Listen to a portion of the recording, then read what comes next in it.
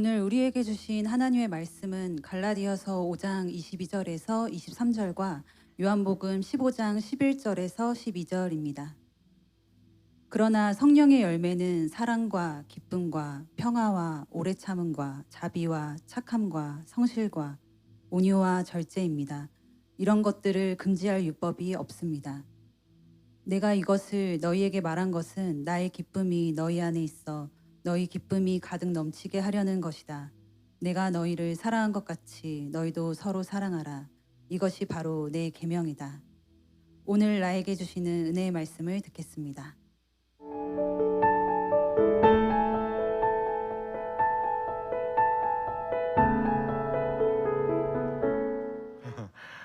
오늘 우리 먼저 좀 기도로 시작했으면 좋겠습니다. 잠깐 기도하겠습니다. 사랑하는 주님, 지난주에 모든 국민이 잠자는 가운데 깜짝 놀랐던 그런 일들이 있었습니다. 또 경보가 울렸었고, 또 실제로 많은 곳에서는 전쟁이 한창이고, 또 인도에는 불의의 사고로 인해서 하루아침에 살아가는 가족을 잃은 수많은 사람들이 있습니다. 8,000명의 부상자, 300명에 육박하는 사망자들이 하나님 곳곳에 신음하고 있는 이 땅을 불쌍히 여겨 주옵소서. 성령님, 오늘도 인도 땅에 오시고 또 전쟁이 일어나고 있는 우크라이나와 곳곳마다 하나님의 도움, 하나님의 구원이 필요합니다. 주님, 이 때가 바로 구원받을 때이오니 주님께서 역사하여 주옵소서. 또 오늘 우리에게 주시는 이 말씀, 그 어느 때보다 필요한 말씀입니다.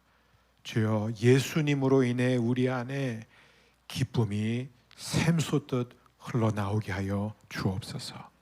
예수님의 이름으로 기도합니다. 아멘. 여러분, 가끔 그런 상상해 본 적 있으세요? 만일 내가 돈도 다 있고 건강도 허락하고 여건도 허락되고 그러면 나는 정말 이거 한번 해보고 싶다, 아니면 여기 한번 가보고 싶다, 아니면 이렇게 살고 싶다. 그러면 나는 정말 행복해질 수 있을 텐데, 이런 그런 생각 해본 적이 있으세요? 한번 지금 생각해 보세요. 여러분, 무엇이 나를 정말 행복하게 할 수 있을까요? 결혼을 꿈꾸는 분들은 결혼, 이렇게 생각할 수 있죠. 또 자녀를 기다리는 사람은 자녀, 또 성공을 바라는 사람은 성공을 거두면 나는 정말 행복해질 수 있을 것이다. 사람들은 저마다 그런 만족과 행복한 삶을 꿈꾸면서 살고 있습니다. 그래서 사람들은 나도 저 사람처럼 살 수 있으면 행복할 텐데, 나도 저런 집에서 살면, 나도 저런 차를 몰면, 나도 저런 성공을 거두면, 나는 저런 위치에 올라가면 나도 정말 행복해질 수 있을 것 같다, 이렇게 사람들이 생각하죠. 그런데 이게 남의 떡은 항상 커 보이잖아요. 우리가 실제로 바라보는, 우러러보는 그런 사람들의 삶을 살게 되면 과연 우리가 진짜로 더 행복해질 수 있을까요?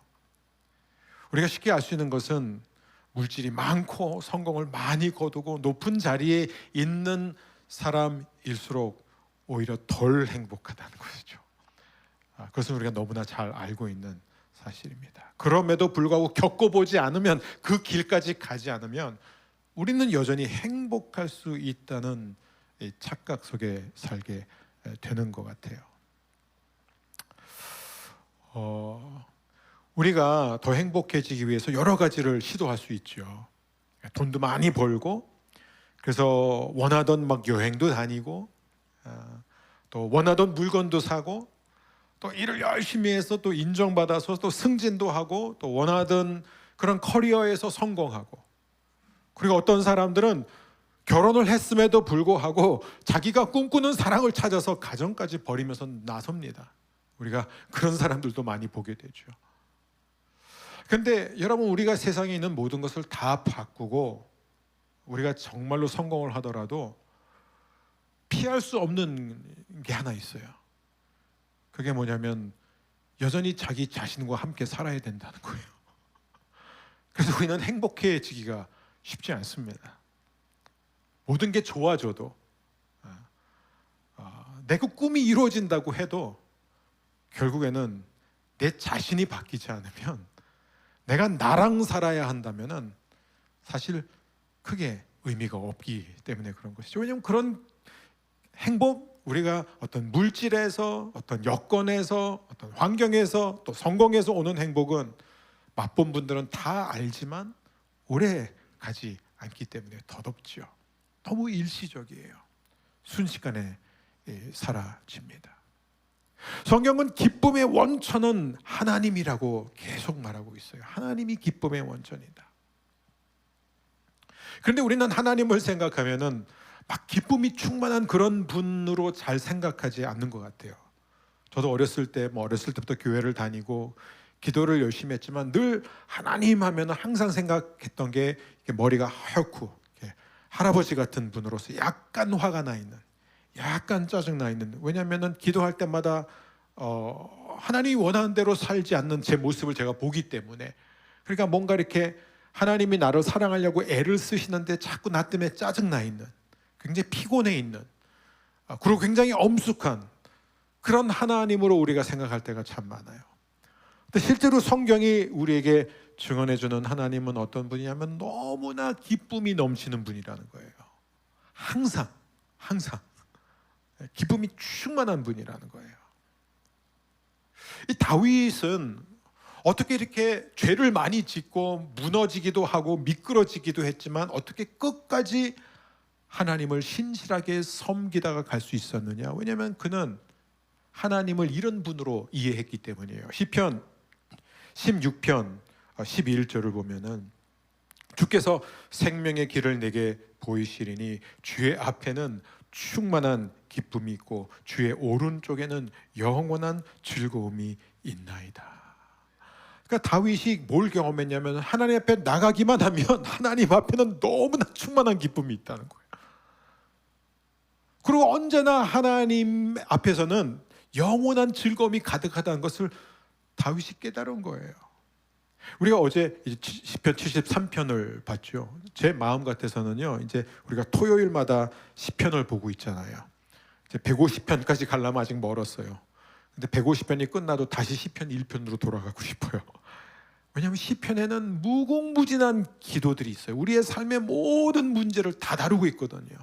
그래서 볼 때마다 새롭습니다. 그래서 저는 요즘 매일 시편을 5편씩 읽고 있습니다. 근데 읽는 걸로 끝나지 않고 그 시편을 묵상하면서 기도하는데 제가 필요한 모든 기도가 다 거기에 있더라고요.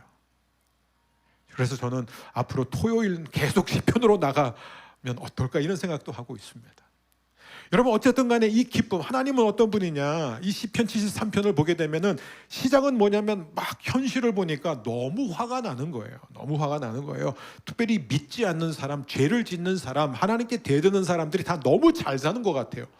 죽을 때도 막 편안하게 죽는다 이거예요. 그러니까 막 너무 화가 나니까 막 자기 자신을 보면서 후회되고 하나님 앞에 따져요. 내가 왜 이렇게 살아야 됩니까? 내가 이렇게 열심히 사는데 그 결과가 이것입니까? 이렇게 시작하는데 결국 그가 하나님 앞에 나가니까요, 거기에서 진정한 기쁨을 찾게 되는 거예요. 세상에서 경험할 수 없는 기쁨을 맛보게 된다는 것입니다. 여러분, 이 기쁨을 맛보지 않은 사람은 알 수가 없는 거예요.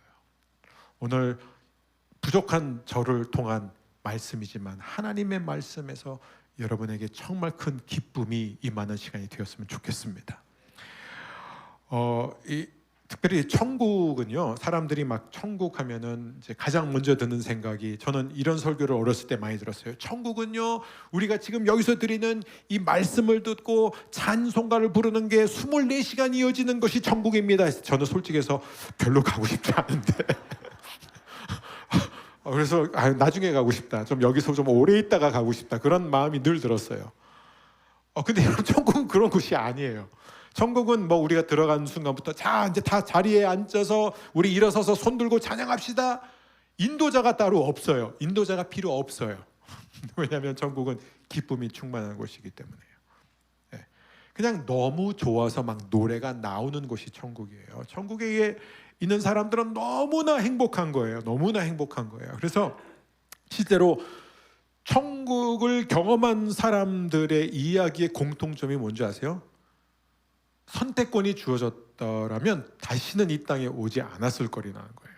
너무 짧은 시간 가사 상태에 빠졌다가 환생한 사람들의 이야기를 듣거나 천국을 경험했던 그런 사람들의 책들 있잖아요. 여러분 그 책 안 읽으셔도 돼요. 성경 읽어도 다 나옵니다. 성경에 다 나와 있어요. 사도 바울도요 3층천 체험을 했다고 말해요. 그래서 그는 간접적으로 이렇게 표현을 합니다. 왜냐하면 내가 체험했다 이렇게 얘기하면 마치 이 체험이 되게 중요한 것처럼 여겨질 수가 있으니 그 중요한 게 아니라는 거예요. 본질이 아니라는 거예요. 그러나 그는 그 얘기를 하면서 그가 뭐라고 말하냐면 심지어 고린도 후서에서 그는 이렇게 말합니다. 5장 8절 우리가 담대하여 원하는 바는 차라리 몸을 떠나 주와 함께 있는 그것이리라. 그러니까 사도 바울은 천국이 어떤 곳인지를 알았어요. 그러니까는 지금 당장이라도 이 몸을 떠나서 천국에 들어가고 싶다. 이게 바울의 솔직한 심정이에요.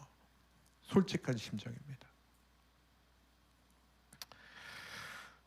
여러분 근데 우리에게 정말 좋은 소식은 우리가 천국의 이 기쁨을 누리려면 죽을 때까지 기다릴 필요가 없다는 거예요. 우리는 이 땅에서도 이 기쁨을 누릴 수 있습니다. 어떻게 해요? 여러분 기쁨은 성령의 열매예요. 성령의 두 번째 열매. 우리가 이제 갈라디아서 5장을 보고 있으니까. 근데 모든 성령의 열매처럼 기쁨은 내가 만들어낼 수가 없어요. 어떤 환경을 조성해서 아니면 내가 어떤 물건을 가져서 어디를 가서 거기에서 오는 기쁨은 성경이 말하는 기쁨이 아니에요. 성경이 말하는 기쁨은 훨씬 더 깊은 것이에요.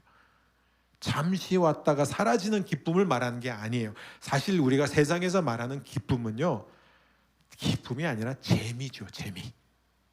여행을 하면 재밌는 거죠. 그렇죠?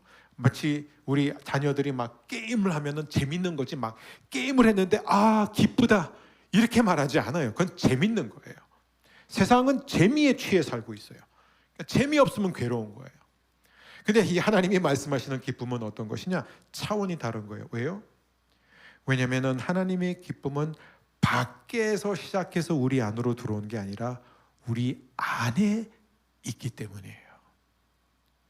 예수님은 어떤 분이냐면 히브리서 1장 9절을 보니까 기쁨의 기름을 받으신 분이다.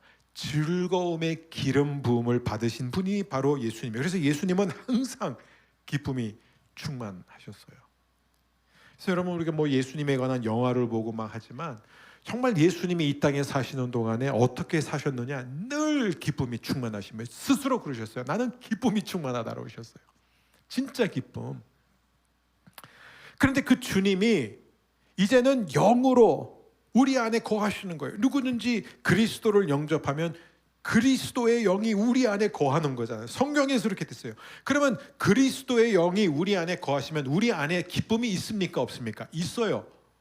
내가 그 기쁨을 느끼건 안 느끼건 그 기쁨을 의식을 하든 의식을 하지 않건 기쁨이라는 것은 사실 우리 안에 있어요. 왜냐하면 하나님은 절대로 변하지 않는 분이고 하나님의 기쁨도 절대로 변하지 않습니다.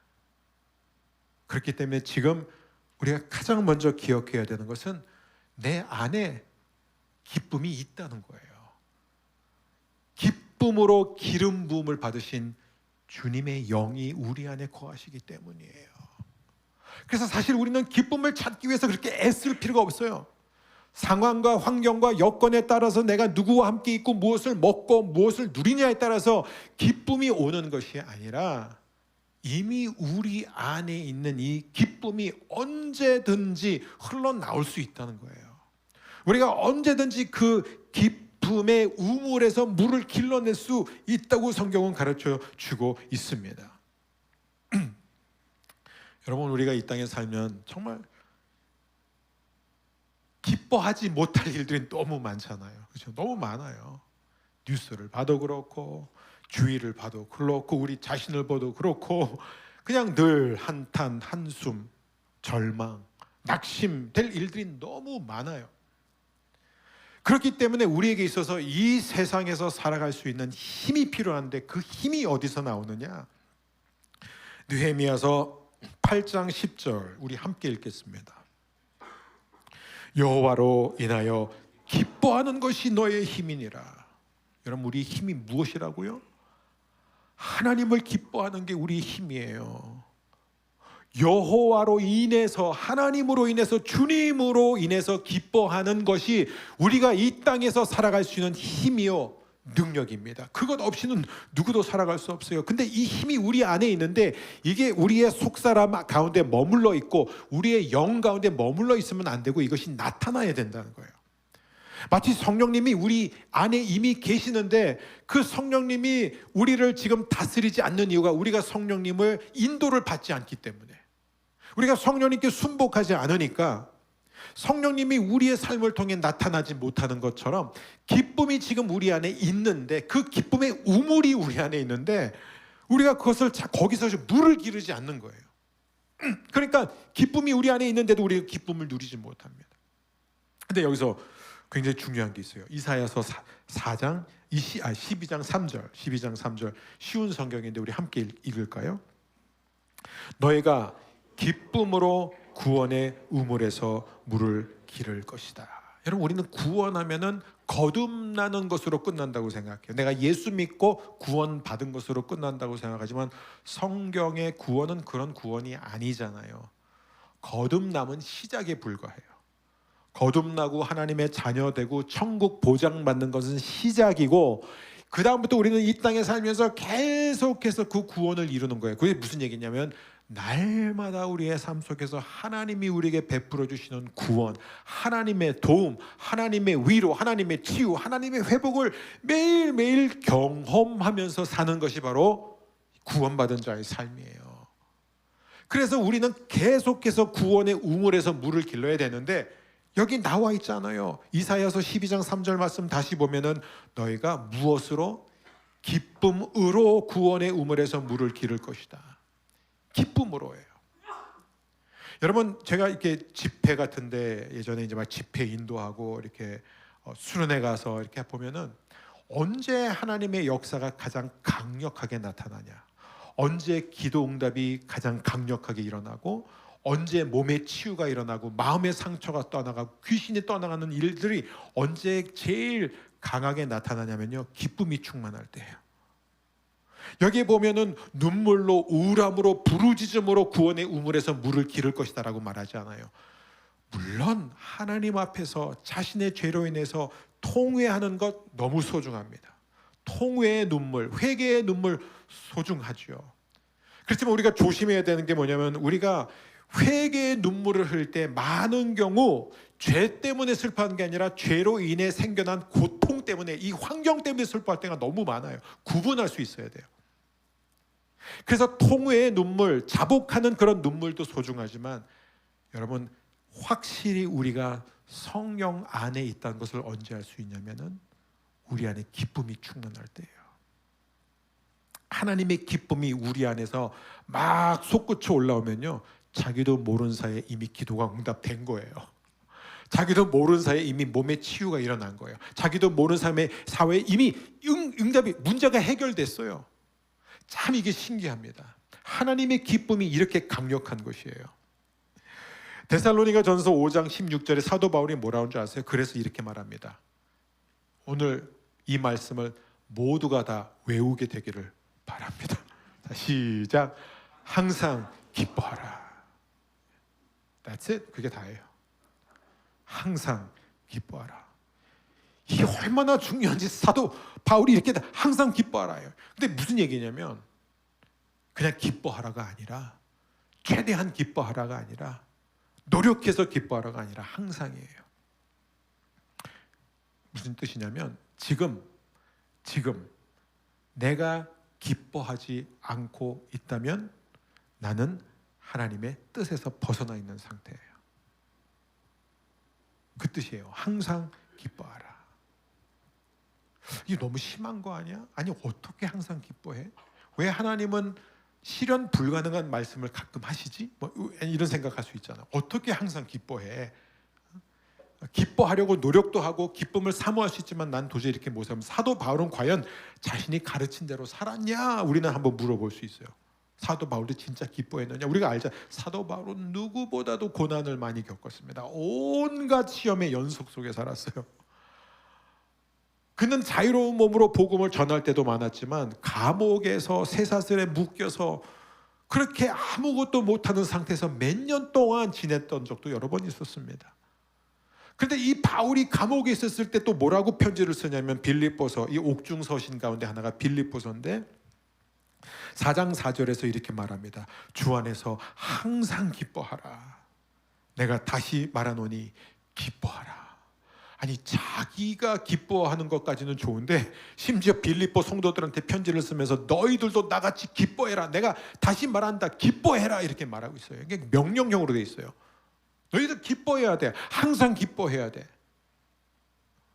그런데 우리는 왜 기뻐하지 못할까요? 사도 바울이 그 얘기를 해요. 6절에 보면은 아무것도 염려하지 말고 다만 모든 일에 기도와 간구로 너희 구할 것을 감사함으로 하나님께 아뢰라. 왜 우리가 우리 안에 있는 이 기쁨을 우리가 왜 끌어내지 못하는 줄 아세요? 염려 때문에 그래요. 염려, 걱정, 근심.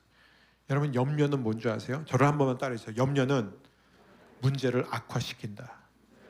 염려 때문에 문제가 해결된 거 본 적 있으세요? 속삭이고 말 안 듣는 자녀를, 사춘기 자녀를 보면서 아유, 쟤는 앞으로도 저럴 거야. 이게 염려예요. 이게 염려예요. 전혀 도움이 되지 않습니다. 뉴스를 틀어서 이 땅의 정치 현실, 사회 현실, 경제 현실을 보면서 아이고, 이 나라는 틀렸어. 끝났어.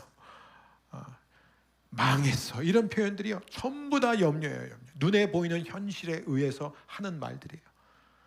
어떤 경우에도 문제를 해결하지 않습니다. 개선할 수 없습니다. 문제를 악화시킬 뿐이에요. 근데 하나님은 우리를 부르실 때 언제나 우리를 문제를 해결한 자로 부르십니다. 그게 하나님의 뜻이에요. 세상의 빛으로 우리를 부르셨다는 것입니다. 그래서 바울을 보면 바울은 진짜 온갖 수모와 시험을 다 겪었어요. 죽을 고비를 여러 번 넘겼잖아요. 그러다 얼마나 감옥에 오랫동안 갇혀 있었어요. 근데 그가 한 번은 수많은 기적들을 경험했지만 바울이 이 모든 고난을 통과하면서 깨닫게 된 것이 무엇이냐면, 내가 아무리 힘든 상황을 만나도 기쁨을 잃지 않으면 언제나 하나님이 원하시는 결과가 일어나는구나. 그걸 깨달은 거예요.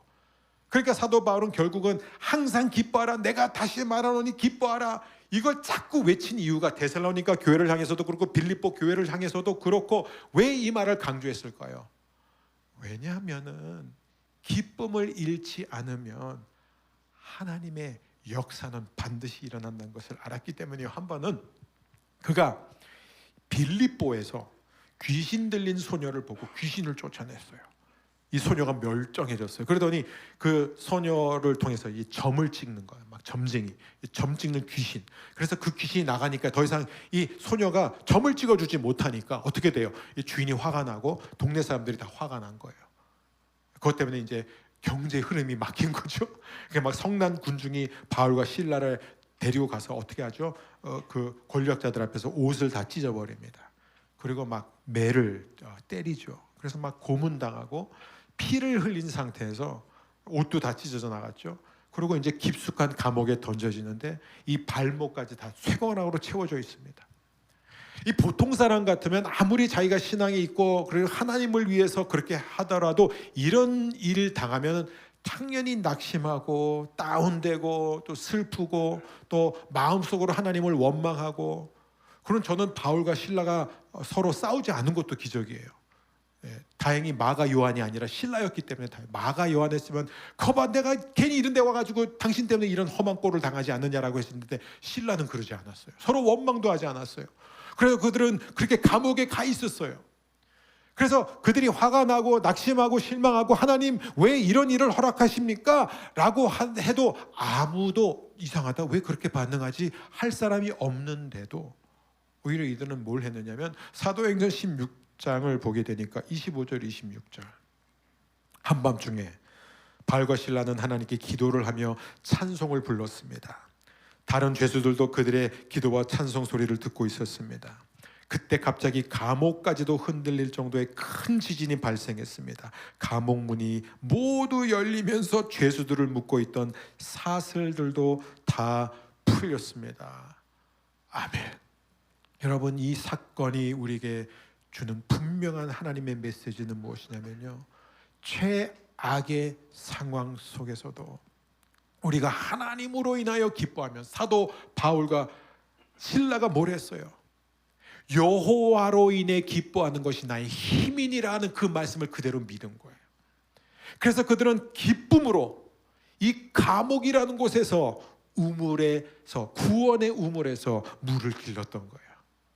그랬더니 하나님의 뜻이 이루어졌는데, 그때 하나님의 뜻은 무엇이냐? 감옥 전체가 진동하면서 실라와 바울의 쇠사슬만 끊기고 그 감옥 문만 열린 게 아니라 그 찬송을 들은, 그 기쁨의 소리를 들은 모든 죄수들의 쇠사슬까지 다 풀리고 모든 감옥의 문이 열렸다. 할렐루야. 이게 영적으로 어떤 의미인가요? 여러분, 우리가 어떤 상황 속에서도 낙심하지 않고 기쁨을 선택하면, 성령께서 우리에게 주시는 그 기쁨을 사모하면, 그러면 여러분, 우리를 묶고 있는 슬픔과 낙심과 절망과 질병과 분노의 모든 사슬이 끊어질 줄 믿습니다. 하나님은 반드시 이 거룩한 진동을 여러분의 삶 가운데 일으켜 주실 것이에요. 여러분, 우리는 결코 기쁨을 잃어서 안 됩니다. 여러분, 우리가 기쁨을 잃지 않을 이유가 얼마나 많은지 몰라요. 바울과 실라가 그 빌립보 감옥에서 어떻게 이렇게 기뻐하면서 찬양했을까요? 기뻐할 이유가 많았기 때문이에요. 근데 이 기쁨의 이유가 없는 사람들은요, 기뻐할 수 없는 상황에서 기뻐하는 사람 보면 쟤 왜 저래? 왜 이렇게 철이 없어? 지금 상황 파악이 안 되는 거야? 맛이 간 거야? 정신이 나간 거야? 막 이런 말을 한다는 거예요. 오늘 한 분이 예배를 드리고 나가시면서 저한테 그랬어요. 자기는 고난이 오고 아픔이 올 때마다 하나님 생각하면 너무 기쁨이 와서 막 웃게 되는데 주위 사람들이 자꾸 자신이 철없다고 그랬대요. 근데 오늘 이 말씀을 들으면서 자기가 왜 이렇게 힘든 와중에도, 안 좋은 결과를 들었을 때도 자꾸 자기 안에서 기쁨과 감사의 눈물이 나오는지 이제 알겠다는 거예요. 그거예요. 어떻게 자기가 할 수, 자기가 뭐 쥐어짜내서 기뻐해야지 이래서 기뻐지는 게, 여러분 오늘 말씀을 그렇게 적용하지 마세요. 내가 기뻐하기를 결단하면 되겠다. 아니에요. 그건 사람이 하는, 그게 육신의 일이에요. 기쁨은 성령의 열매예요. 성령님이 하시는 거예요. 내가 하는 게 아니에요. 성령님이 우리 안에 이 기쁨의 역사를 일으켜 주십니다. 여러분, 우리가 바울처럼 기뻐할 이유가 얼마나 많은지 여러분 아세요? 기뻐할 이유가 너무 많아요. 최악의 상황에서도요. 최악의 상황에서도. 이번에 왜 그 경보 울렸어요? 여러분 다 놀라셨죠? 혹시 그거 못 듣고 그냥 계속 주무신 분들은 진짜 복 있는 분들이에요. 네, 놀라셨을 거예요. 저도 아침에 그걸 딱 듣고 막 이제 아침 이걸 어떻게 해야 되냐, 이제 뭐 대피를 준비해야 되느냐 하는데, 저희 막내가 이제 그러는 거예요. 저희 막내가 그러면 미사일이 떨어지면 다 죽는 거냐고. 그리고 그래서 제가 그랬어요. 자, 제일 중요한 것은 우리가 지금 같이 있잖아. 그리고 정말 미사일이 떨어져도 우리는 바로 천국 가는 거야. 계속 그래요. 우리 바로 천국 가. 그랬더니 저희 막내가 이 얘기를 해요. 그러면은 자기는 딱 한 가지만 소원이 있대요. 그게 뭐냐면 미사일 떨어져서 천천히 죽지 않고 바로 죽는 거. 자기는 그것만 있으면 된다고. 바로 죽기만 하면 된다고. 근데 여러분, 이게 그때는 되게 이렇게 위기 상황에서 나누던 대화지만요, 정말 그때 저는 그 생각을 했어요. 예. 가족이 함께 있을 수 있다는 거. 그리고 더 나아가 무엇보다도 여러분, 죽은다고 해서 끝나는 게 아니라는 거예요. 왜냐하면 우리는 이미 사망에서 생명으로 옮겨졌잖아요. 그리고 그냥 생명으로 옮겨진 게 아니에요. 그러면 우리는 그냥 영원히 사는 거야? 이 지긋지긋한 삶을 또 살아야 돼? 이게 아니라, 시편 73편에도 나와 있지만, 모든 시편에서 나와 있지만, 우리에게는 너무나 밝고 영광스러운 미래가 보장되어 있기 때문이에요. 생각만 해도 막 너무너무 설레고 가슴 떨리는 그런 미래가 우리 앞에 있습니다. 안 바뀌어요. 난 그것도 안 보이는데, 그것도 못 느끼겠는데. 여러분, 다 없어도요, 이거 하나 기억하세요. 우리는 어떤 어려움과 슬픈 일을 겪어도 결코 혼자가 아니라는 거예요. 우리는 혼자인 적이 없어요. 왜요? 우리 안에 주님이 항상 우리와 함께 계시기 때문이에요. 이거보다 우리가 더 기뻐할 이유가 무엇이 있겠습니까? 여러분, 우리가 매일매일 하나님이 우리에게 주시는 기쁨, 그 구원의 우물에서 기쁨으로 물을 기르기 위해서 무엇이 필요한가? 여러분, 모든 성경 66권의 말씀의 결론은 항상 똑같습니다. 말씀을 통해서예요. 말씀을 통해서예요.